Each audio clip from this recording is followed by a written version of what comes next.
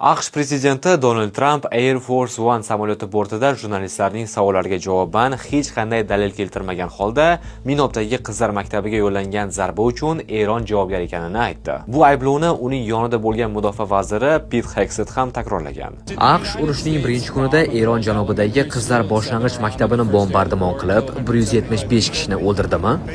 Men ko'rgan ma'lumotlarga ko'ra, bu ishni Eron qilgan. Bu to'g'rimi, janob Hegseth? Buni Eron qilganmi? Biz albatta tekshiruv olib boryapmiz. Hali ham tekshiryapsizlarmi? Ammo tinch aholini nishonga oladigan yagona tomon bu Eron.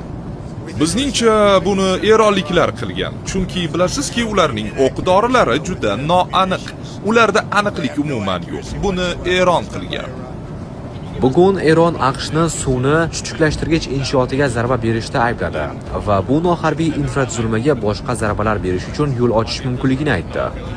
Demak, bu ularga qarshi boshqa zarbalar berishga ham yo'l ochish kerak. Bu ayblovga qanday javob berasiz? AQSh suvni chuchuklashtirgich inshootiga zarba berganmi?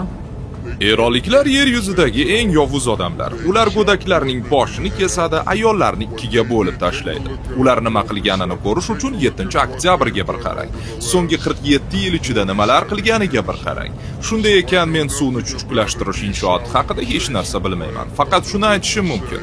Agar ular suvni chuchuklashtirish inshooti haqida shikoyat qilayotgan bo'lsa, biz ularning go'daklarning boshini kesmasligi kerakligi haqida shikoyat qilamiz. Tushunarlimi?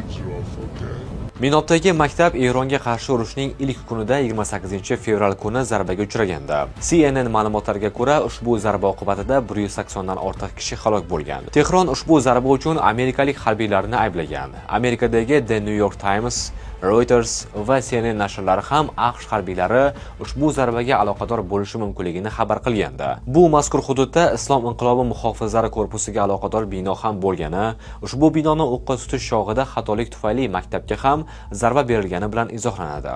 AQSh mudofaa vazirligi bu boradagi savollarga javoban hodisa tekshirilayotganini bildirib keladi.